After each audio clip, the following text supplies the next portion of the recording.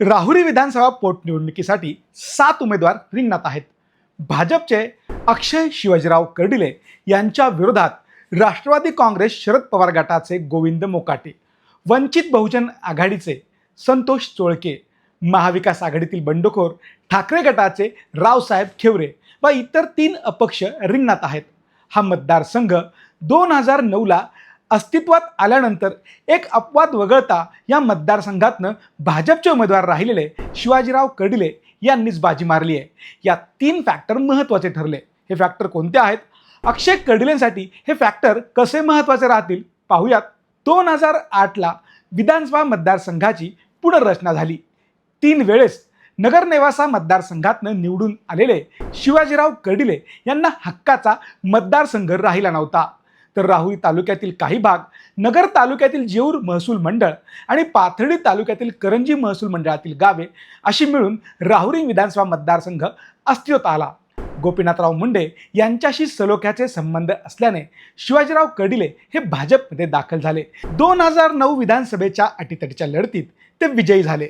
त्यानंतर 2014मध्येही ते पुन्हा विजयी झाले. या मतदारसंघात सलग 2दा तिरंगी लढती झाल्या. त्याचा फायदा शिवाजीराव कर्डिले यांनाच झाला. पण 2019ला प्राजक्त तनपुरे यांनी कर्डिले यांना पराभूत केले. तेव्हा दुरंगी लढत झाली होती. 2024मध्ये शिवाजीराव कर्डिले यांनी पुन्हा एकदा बाजी मारली. राहुरी विधानसभा मतदारसंघात राहुरीतील सर्वाधिक मतदार आहेत. पाथर्डी आणि नगर तालुक्याचे मिळून जवळपास 1 लाखाच्या आसपास मतदार आहेत.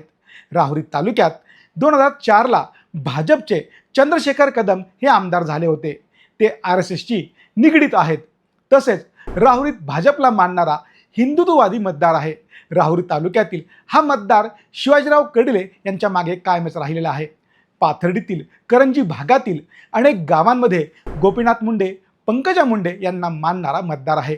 गोपीनाथ मुंडेंच्या शब्दावर शिवाजीराव कर्डिले यांना पाथर्डीतील गावांमध्ये भरभरून मतदान होत होतं. त्यानंतर मंत्री पंकजा मुंडेंमुळे कर्डिले यांना मतदान पुढे होत राहिले.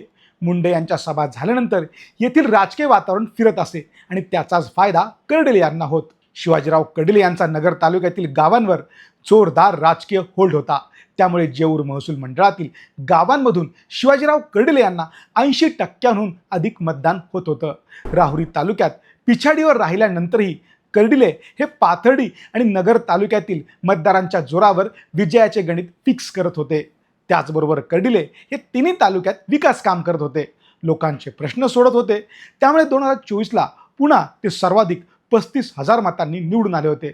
परंतु अल्प आजाराने त्यांचं निधन झाल्याने या ठिकाणी पोटनिवडणूक लागली आहे. आता अक्षय कर्डिले हे त्यांचा राजकीय वारसा पुढे चालवण्यासाठी भाजपकडनं रिंगणात उतरले आहेत. शिवाजीराव कर्डिलेंविरुद्ध सर्व निवडणुकीत तनपुरे कुटुंबातील उमेदवार रिंगणात असायचे. पहिल्यांदाच तनपुरे निवडणुकीच्या रिंगणात नाही. त्यामुळे अक्षय कर्डिलेंसाठी ही निवडणूक सोपी झालेली आहे. तनपुरे हे रिंगणात नसणे, पालकमंत्री राधाकृष्ण विखे, माजी खासदार सुजय विखे यांची ताकद, संग्राम जगताप यांचा हिंदुत्वाचा मुद्दा आणि भावनिक लाट, त्यामुळे अक्षय कर्डिलेंसाठी ही सर्वात सोपी निवडणूक असल्याचं राजकीय विश्लेषक सांगतात. तुम्हाला काय वाटतं? अक्षय कर्डिले विजय होतील का? आम्हाला कमेंट करून नक्की सांगा.